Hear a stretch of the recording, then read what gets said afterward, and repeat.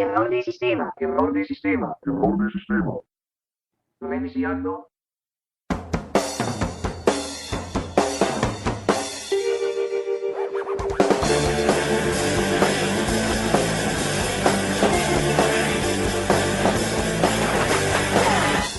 Programa 28.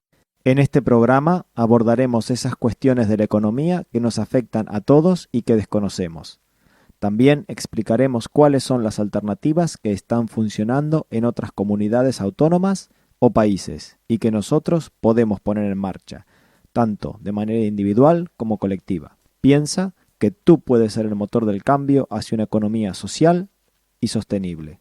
Seguro que después del programa tan intenso que grabamos la vez pasada con Antonio Turiel, os habéis quedado con ganas. Y a los que no, os recomiendo que escuchéis el programa anterior, que es el número 27. Os lo recomiendo porque si bien este programa vamos a tratar otros temas, sí que es interesante haber escuchado el anterior para entender mucho de lo que se va a hablar ahora. Antonio Turiel es realmente una persona muy clara en su explicación. Es una persona a la cual este tema no le es nuevo, lleva mucho tiempo trabajando en él, más de 14 años, es científico, por lo tanto su palabra tiene un valor extra. Solo diremos, porque sería muy extenso explicar todo lo que ha estudiado y todo lo que ha hecho Antonio Turiel Martínez, que es doctor en física teórica, licenciado en matemática y licenciado en física, y que hoy se encuentra trabajando en el CSIC como investigador.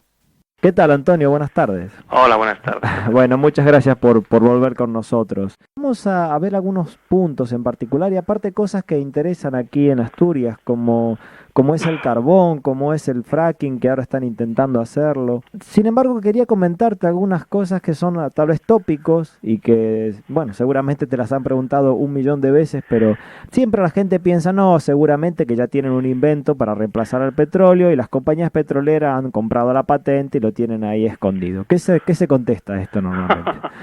Se da la circunstancia de que yo tengo una patente, por ejemplo, entonces conozco bien cómo funciona el sistema de patentes en España y en el mundo. Una patente, contrariamente a lo que la gente pueda pensar, es un documento público, es una publicación. Tú en una patente dices, he descubierto un sistema, un método para hacer una determinada cosa con un interés industrial. Tú escribes cómo se hace exactamente eso, ¿vale? Y tú haces una serie de reclamaciones, ¿no? Si alguien explota tal o tal manera de hacer las cosas, como tú lo has patentado, en el caso de que te reconozcan la patente, tú tienes el derecho a que te paguen por la explotación de eso. Pero lógicamente tienes que decir qué es lo que has descubierto, porque es que si no, ¿cómo nos podemos poner de acuerdo si te tienen que pagar o no, si puedes pedir royalties o no? Esta es la primera cosa, una patente es un documento público, que lo único que limita es la explotación comercial, es decir, alguien leería esa patente y haría un modelo casero para su uso privado y no tendría que pagar ningún derecho si no lo explota a escala comercial, si no está intentando vendérselo a otros. Otra cosa que la gente desconoce es que las patentes tienen un tiempo de vida que es bastante limitado, unos 20 años. Al cabo de 20 años cualquier patente expira y por tanto cualquier persona puede libremente utilizar y comercializar los productos de esta patente. Y de hecho la gente no se da cuenta, pero la explosión de genéricos que hace 20 años eran productos pues patentados, que tenía la exclusividad de algún laboratorio, como por ejemplo pues los muy comunes hoy en día, paracetamol e ibuprofeno, ¿no? Pues estas cosas se inventaron hace 20, 30 años, las patentes ya han expirado y ahora cualquier laboratorio los puede producir porque sus principios activos son conocidos y todo el mundo tiene derecho a explotarlos. Entonces, que una petrolera esté reteniendo unas patentes de algo que podrían producir dinero es bastante estúpido porque esto tiene un tiempo de duración que es bastante limitado. Y ella en el fondo está perdiendo una oportunidad de tener una ventaja competitiva respecto a sus competidores, de colocarse en un mercado que tarde o temprano, en un plazo máximo de 20 años, va a explotar. Esto no tiene absolutamente ningún tipo de sentido. Hay gente abonada a las teorías de la conspiración que dice estas chorradas, pero es que realmente no se sostiene y es además no conocer cómo funciona en realidad el sistema de patentes y la sociedad industrial. Y hay, por ejemplo, un tal Keshe que anda por allí con su plasma y dice de que un helicóptero aterriza en su casa y tiene muchos seguidores y tal. Lo sé. Yo es que lo que pasa es que si nos podemos a comentar casos específicos... No, ya lo sé. Era solamente porque la gente es lo primero que te dice, ¿no? Entonces, bueno, para sacarlo. Como digo, cualquiera que sepa cómo funciona una patente y qué es lo que representa, sabe que este tipo de afirmaciones son absolutamente absurdas. Ya, pero ¿y si no está patentado y está oculto? Bueno, pero entonces si no está patentado, es que ahí vamos a otra cosa. Si tú Ajá. conoces un método y no lo patentas, entonces cualquiera que lo descubra alternativamente con sus propios medios, o bien que tenga conocimiento, por la razón que sea, porque tú lo escribiste en algún sitio y él llegó a tenerlo, te lo podría patentar y ya te fastidió.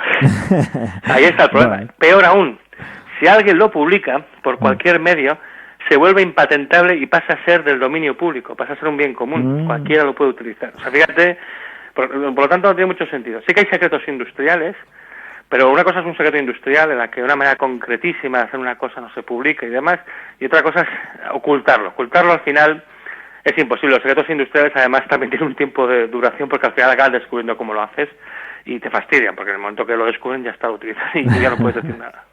Bueno, pues nada, era para aclarar eso, que es lo más rápido que te pregunta la gente, ¿no? Bueno, bien, ahora vamos a hablar un poquito, que esto ya sí que nos interesa aquí en Asturias, y es el tema del carbón. Si bien dices que el petróleo es escaso, que se está terminando y tal y cual, cualquiera podría decir, ¿y por qué entonces en Asturias se dejó de sacar el carbón, ¿no? Si nos está faltando la energía, ¿cuál es la razón? El gran problema que hay con el carbón en España, el carbón, lo que había aquí eran minas de carbón, o vetas de carbón, de una calidad mediana, y digamos lo mejor ya se extrajo, ya lo que queda pues es carbón de peor calidad, bien porque el carbón que queda pues es subbituminoso, lignito, carbones de menor poder calorífico, o bien porque aunque quedan antracitas o hullas, que son los mejores, están ya en vetas muy pequeñas, muy dispersas, y tienes que consumir mucha energía para poderlo recuperar. Entonces, de nuevo, el problema siempre al final se acaba planteando en términos de la rentabilidad energética, que como digo va antes y es más importante que la rentabilidad económica. ¿Y qué pasa? Pues que lo que ha quedado en Asturias y lo que ha quedado en León, que yo soy de León, que también hay minas de carbón, pues es esencialmente pues vetas más pobres, ya en contenido energético o en distribución, están más dispersas y realmente pues no producen un buen rendimiento. Un problema que uno se puede plantear es, de acuerdo, no producen un buen rendimiento, pero a pesar de esto no deja de ser un recurso autóctono, con un cierto potencial. No tenemos que olvidar además que el carbón tiene la capacidad, se puede transformar con una pérdida de energía importante, pero se puede transformar en algo parecido a petróleo, con lo cual justamente para adaptar nuestras máquinas para funcionar con estos sucedáneos durante un periodo de transición, el carbón autóctono es una buena posibilidad. Y efectivamente esto es así, pero es que te puedo decir más, y esto quizás les sorprenderá un poco a los oyentes.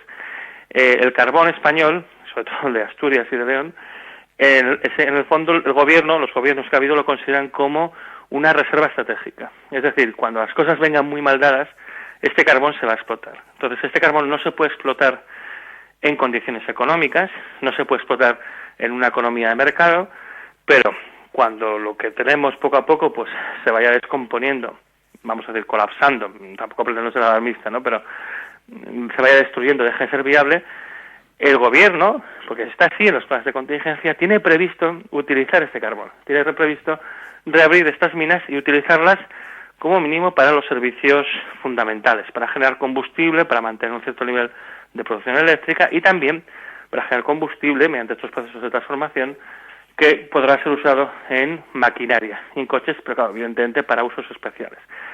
Entonces, el carbón ahora mismo no es muy rentable económicamente porque no es muy rentable energéticamente, en una economía libre de mercado no tiene sentido. A medida que la situación se vaya agravando, será nuestro recurso de emergencia, efectivamente. Y por eso también, dado que es un único disparo, es una pistola con un único tiro, habría que aprovecharlo con inteligencia. Bueno, muy interesante. Luego ya mencionaste esto del fracking, pero aquí en Asturias, bueno, y en más provincias de España y más comunidades autónomas, se está, apostando por este sistema que si tú investigas no mucho, ya ves que tiene más contradicciones naturales que cosas buenas a sacar. Entonces, ¿qué nos puedes comentar un poco de este tema que nos tiene de cabeza aquí? Aparte, hace poco he leído que el Partido Popular quiere impulsar una ley para que se saque sí o sí. Sí. El caso del fracking pasa una cosa muy curiosa. Todo el debate, incluso en los Estados Unidos, se está centrando en el eje rentabilidad económica, la posibilidad de crear puestos de trabajo y salir del marasmo económico en el que nos encontramos todos, frente al respeto ambiental.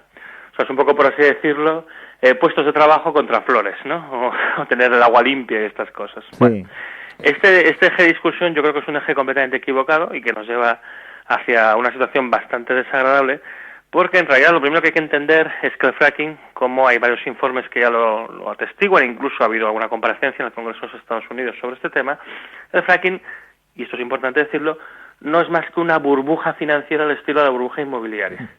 Este tipo de recurso se lleva estudiando desde hace muchas décadas, más de 60 años. Nunca se ha encontrado una manera eficiente de explotarlo. Se pretende ahora vender la moto de que las nuevas técnicas extractivas basadas en la fractura hidráulica y la perforación horizontal nos permiten hacer un recurso que antes, como no teníamos estas técnicas, no podemos hacerlo. Esto es falso. Estas técnicas, hace más de 30 años que se están utilizando para la explotación de petróleo convencional, y el problema sigue siendo que la explotación de gas y de petróleo, de esquistos y otras rocas compactas sigue sin ser rentable en general, con algunas muy poquísimas, contadísimas excepciones, en las cuales además es solo marginalmente rentable y por un tiempo muy limitado. ¿Qué es lo que está pasando aquí? Hay toda una serie de agentes financieros, en el caso de Estados Unidos, ahora ya se está agotando la burbuja de fracking allá, pues ahora están viniendo aquí, pues que ganan dinero con la intermediación o con los servicios que prestan a las empresas que explotan. Cosa muy significativa, algunas de las empresas que comercializan servicios para la explotación del fracking, que te venden la tecnología, cuando llegan aquí a España, ha pasado realmente, se les ha ofrecido la posibilidad de pagarles con participaciones de los yacimientos. Esto nunca lo quieren. Y lo que quieren es que tú les pagues por la tecnología. Es un poco el tocomocho, ¿no? dame dinero, que tú vas a ganar mucho dinero con esto. Sí. Entonces, pues aquí hay una falsedad intrínseca muy grande. Por otra parte, se tiene que hacer notar que lo más que se está hablando en España, porque aquí que yo sepa no se ha encontrado ningún yacimiento de petróleo, de roca compacta, de petróleo esquisto, aquí lo que se habla es de gas. Se tiene que saber que el gas natural no es el petróleo, no es capaz de sustituir al petróleo, no es que no se puedan hacer adaptaciones a algunos coches para que puedan quemar gas natural, que sí que se puede, pero lo realmente complicado es poner toda la infraestructura necesaria para su distribución, para su gestión y su distribución. Y de hecho el gas natural muchas veces, a lo que es una sustancia además peligrosa porque tiende a quedarse en el aire y formar una mezcla muy explosiva, un 20% de todo el gas natural que se extrae en el mundo se quema in situ. No se aprovecha, porque no se puede explotar económicamente, porque además en el fondo no vale mucho. Entonces el gas, claro, se consume ahora más, tiene su utilidad, pero en realidad no es una sustancia como el petróleo. El petróleo sí que lo necesitamos, el gas lo necesitamos menos. Y se tiene que pensar además que si uno mira cuál sería la rentabilidad de explotar el gas aquí en casa, nos saldría que valdría en términos económicos, pues lo que mira esta gente, pues entre 3 y 4 veces lo que nos cuesta el gas que viene de Argelia. Entonces esto, bueno, no deja de ser lo que en mi pueblo decimos un pufo. Te están vendiendo la moto, te están prometiendo que esto va a ser buenísimo, harás una inversión impresionante, harás un gran destrozo ambiental, ya simplemente con toda la plataforma logística de la superficie, porque hay que pensar que como los pozos de fracking duran muy poco tiempo, nadie construye un oleoducto, un gasoducto, todo se transporta por carretera, con un grandísimo impacto en la circulación, un grandísimo impacto en la superficie, y luego un impacto subterráneo que no se ve y que es mucho mayor de lo que la gente se piensa, porque desde una plataforma de fracking uno perfora en la horizontal en varias ramas, como la tela de araña, que se pueden extender 1 o 2 kilómetros a partir del pozo, de lo que uno ve en la superficie, inyectando pues miles de toneladas de aguas y de sustancias tóxicas que quedan allí y que luego pues pueden estar filtrando el acuífero y pueden generar otra serie de problemas, ¿no? Bueno, yo en todo caso insisto, dado que no es rentable económicamente, es bastante absurdo plantearse esta aventura, y lo que hay que hacer es, bueno, ver quiénes son los filibusteros que están promoviendo este tipo de negocio, que en realidad no es ningún negocio, es simplemente una estafa, y como tal pues se tiene que denunciar. No digo esto de manera ociosa, el que quiera enterarse mejor de esto, yo le recomiendo que vaya a una página web, claro que hay que saber hablar inglés, que se llama sailbubble.org, ¿no? Que es burbuja del sail, de la pizarra, .org. Allí hay un estudio que ha hecho un geólogo canadiense, comisionado por el Post-Carbon Institute, que el tío se ha mirado uno por uno, yendo a ellos, los 63.000 pozos que explotan gas y petróleo de esquisto en los Estados Unidos, y el resultado de su estudio, que es muy comprensible, que da estimaciones de cómo va a evolucionar la producción, que está muy lejos de lo que se dice incluso por la propia Agencia Internacional de Energía, pues está diciendo que esto va a durar muy poquito tiempo más, va a durar 3, 4 años más, que después va a caer en picado, y que además las empresas que se dedican en particular al gas están perdiendo dinero a las puertas. Cosa que hasta el propio consejero delegado de ExxonMobil, que es una de las pocas grandes que se ha metido en esto, porque esa es otra, normalmente que los cuotas son chiringuitos, empresas pequeñitas, con poco capital social para responder los problemas que pueda haber. Bueno, pues el propio patrón, como decía, de ExxonMobil en agosto del año pasado, en declaraciones a The New York Times, reconocía que literalmente en esto del gas de esquisto, todos hemos perdido hasta la camisa. Y es verdad, han tenido pérdidas de todo el sector de hasta 10.000 millones de dólares al año. O sea, esto es una tontería. ¿Y cómo disfrazan eso? Que ¿cómo disfrazan todo esto? A mí, si hay una cosa que realmente me sorprende, es el tratamiento que hace la prensa española de todos estos temas, porque esto es conocido. Esto cualquiera que quiera documentarse un poquito puede recuperar esta información. El estudio del geólogo canadiense que comentaba ha aparecido en la revista Nature, que es la mejor revista científica del mundo, en febrero de este mismo año. Hay mucha discusión, pues si es que es clarísimo. Entonces, yo lo que no entiendo es cómo es posible que sea una presentación tan sesgada. Y al final se dice, no, hay un debate, pero el debate es ambientalistas contra puestos de trabajo. No. El verdadero debate es, ¿esto se da cuenta o nos están tomando el pelo? Y además nos dejará un destrozo impresionante en nuestras casas. Bueno, pues yo justamente es lo que yo quiero incidir. Nos están tomando el pelo. Y encima hay gente que está siendo cómplice en esa tomadura de pelo. Y esto es grave. A mí me parece muy, muy grave. Y yo justamente esto es lo que yo también creo que es importante darle cierta difusión.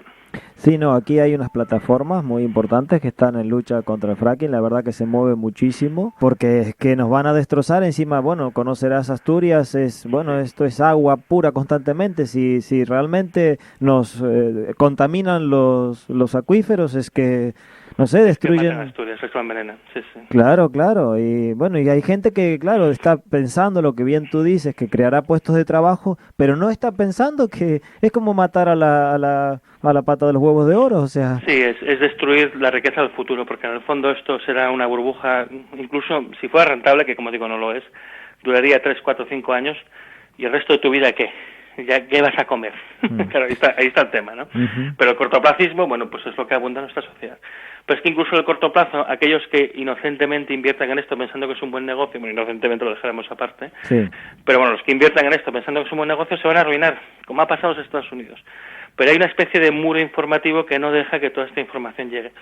Y esto está muy publicado, es que esto se conoce, ¿no? Yo también hice una entrada en el blog, pues básicamente recogiendo toda información conocida. Yo lo único que hago es recoger información conocida, no hago mucha información propia, yo más que nada divulgo lo que se sabe. Y doy referencias, pues eso, como The New York Times o como la revista Nature. Es que me hace una gracia todo esto que no lo puedo entender. Ya, no, sí, la verdad que hay cosas que no se pueden entender. No sé, son varias cosas, ¿no? Porque primero lo que encontré fue el tema del crecimiento exponencial, la forma en que los bancos fabrican el dinero, etcétera, etcétera. Ahora, como te digo, hace muy poco tiempo acabo de encontrar esto. Pero no sé, la gente no termina de verlo. Por otra parte, estamos diciendo ahora mismo de que los medios de comunicación de todo tipo no hacen llegar para nada esto a la gente común. Pero, sin embargo, ¿los gobiernos están pensando en esto? Realmente sí. Quizá el gobierno que menos ha hecho sus deberes pueda ser que sea el español. No este en particular, este y los precedentes, ¿no? Pero es un tema que realmente sí que circula en las instancias gubernamentales. Sin salir de España tenemos que por ejemplo, cuando Zapatero presentó la ley de economía sostenible, que se basaba en una serie de premisas pues bastante erróneas en virtud de lo que estamos hablando, justamente uno de los miembros de la Comisión Nacional de Energía que tuvieron que hacer un informe sobre esta ley emitió un voto particular discrepante con la valoración de la ley y hizo un informe de 86 páginas explicando lo que era el peak oil, el tema de que los recursos no iban a dar para más, y todo lo que se está diciendo eran esencialmente barbaridades. El gobierno de Cataluña, el gobierno de la Generalitat, el actual y el anterior, en sus planes rectores en materia de política energética, política industrial energética, lo que llaman el Plan de la Energía y el Cambio Climático en Cataluña, la mayor parte del informe, una parte muy grande, un 30 o un 40%, se dedica a hablar del peak oil, siempre desde una perspectiva un poco optimista, yo creo que demasiado optimista quizá, pero como mismo lo consideran, e incluso hablando de las adaptaciones precisas que se tendrían que hacer si el declive del petróleo estuviera comenzando ya, cosa que consideran no probable, pero pues sí posible, ¿no? Y de hecho ya está pasando, ¿no? El informe ya queda un poco obsoleto en ese sentido. E incluyen medidas muy drásticas, que básicamente acaban siendo pues racionamiento, entre otras cosas, ¿no? Y dejar de considerar el PIB como una medida importante para evaluar la calidad de la gestión económica. Fuera de España, el tema, pues tenemos varios extremos. Tenemos el caso del Reino Unido, donde el tema se habla muy públicamente y se toma muy en serio. Hay bastante gente concienciada con el debate, sigue siendo una minoría, no obstante, pero por ejemplo en el Reino Unido, pues en el Parlamento, tiene una comisión parlamentaria sobre peak oil y seguridad energética de su país, porque ellos ya saben que es el gran caballo de batalla que tendrán por delante. Y el gobierno, el anterior y este, auspician continuamente encuentros bastante discretos, pero bueno, públicos en todo caso. Ellos son más, tienen una tradición más democrática que la nuestra, entonces aquello de la accountability pues es importante, no como aquí, entonces todo se hace más, sin darle mucha publicidad, pues se hace de manera más transparente que aquí.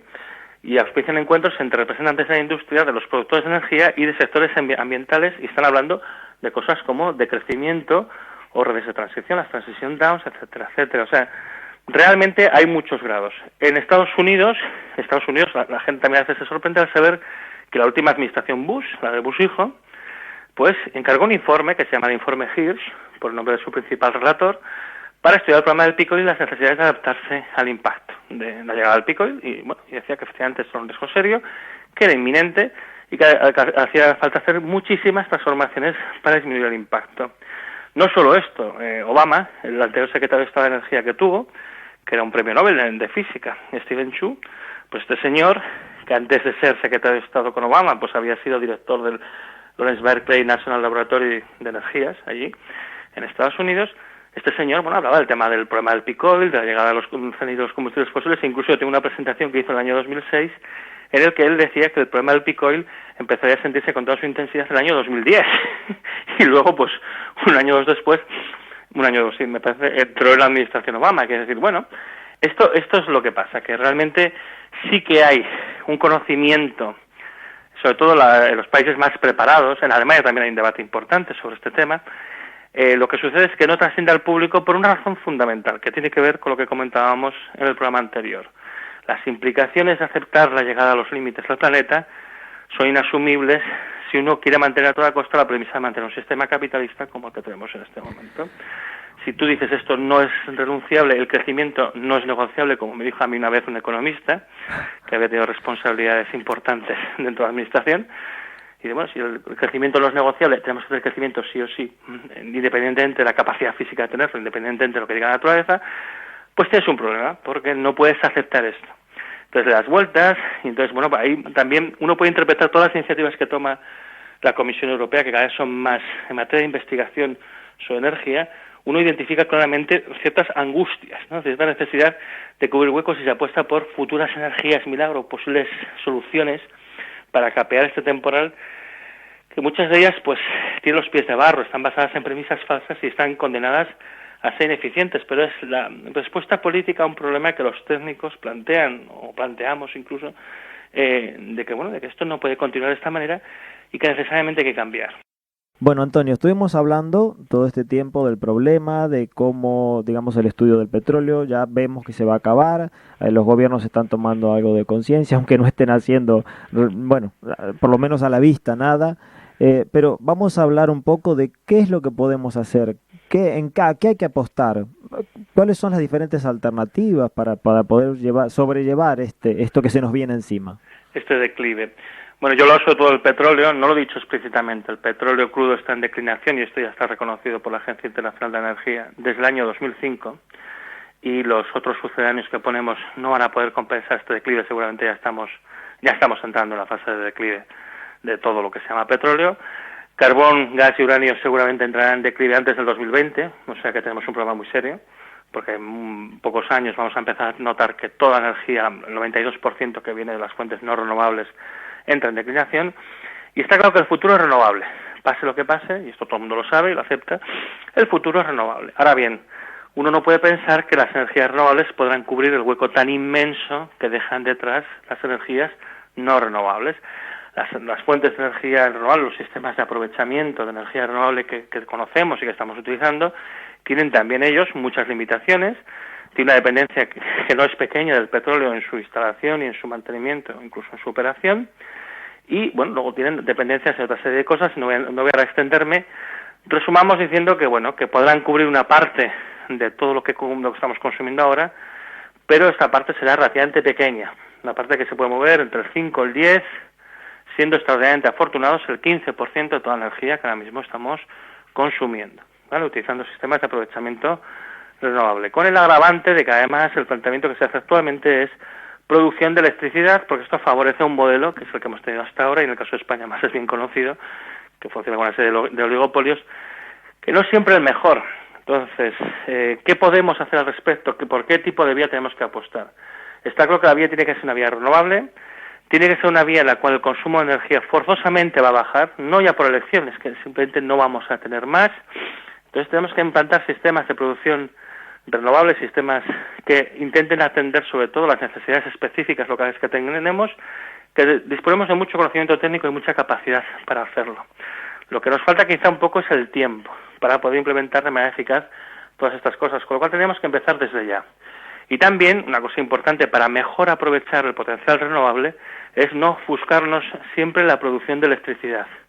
La electricidad es un medio de gestión de la energía que interesa en una sociedad como la nuestra, acelerada, en la que uno busca pues tener continuamente, cuando uno quiere, respondiendo un poco a los caprichos del usuario final o de la industria, tener una cierta disponibilidad de energía, aunque esto implique desperdiciar de mala manera mucha. Ahora nos va a faltar, y a lo mejor lo que uno puede hacer es buscar otros sistemas en los que ya, porque no hay transformación a la electricidad, uno ya aprovecha mejor el potencial energético. Estoy pensando en el caso de aprovechar la fuerza hidráulica o del viento directamente como una fuerza transformadora mecánica para accionar engranajes, en fábricas y demás, ¿no? Utilizar la concentración solar no ya para producir electricidad, que también es un medio eficaz e interesante, pero directamente para fundir metales, ¿no?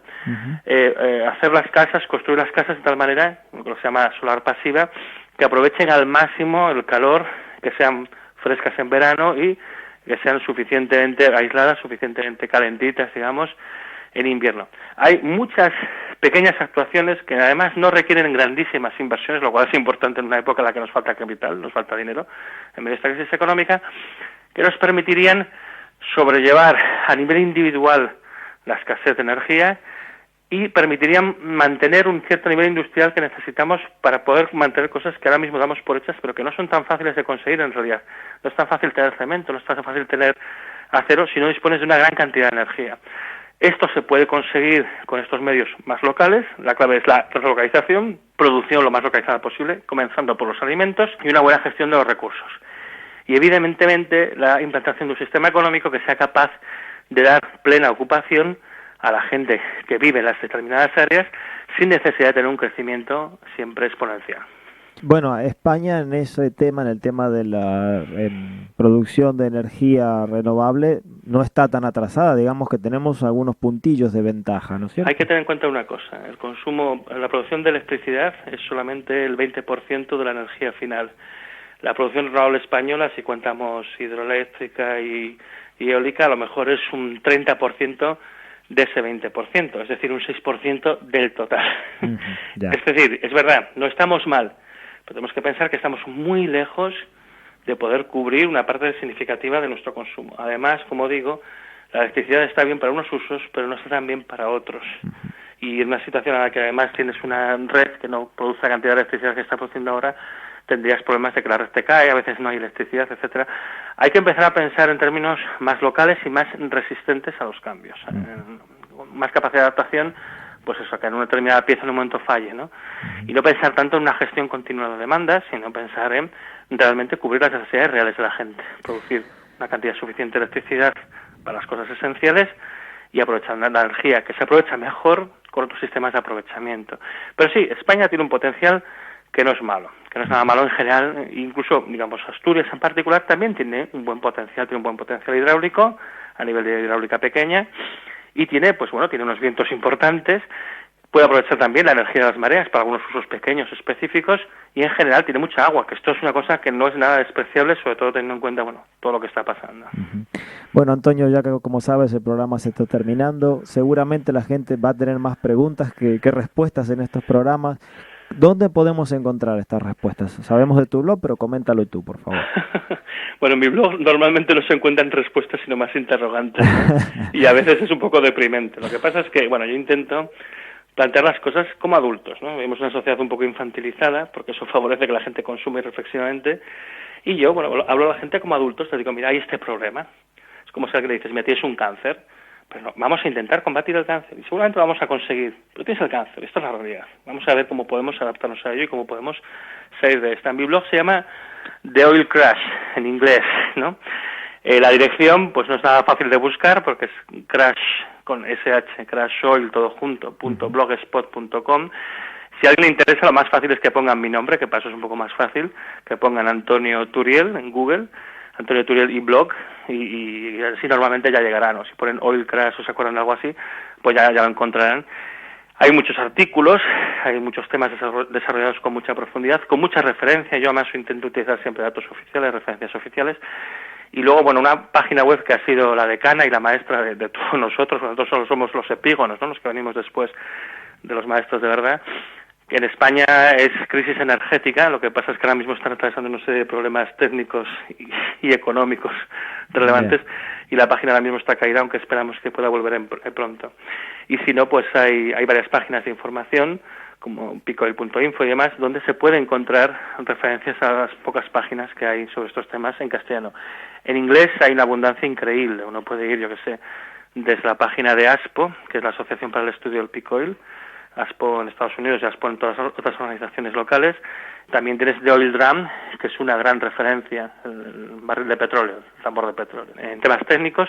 Y luego, por ejemplo, hay una que también es muy interesante, que se llama resilience.org, que esto también yo recomiendo, sobre todo además si estamos buscando soluciones, ¿no?, qué cosas podemos hacer desde ese punto de vista práctico. Pero claro, todo esto es en inglés.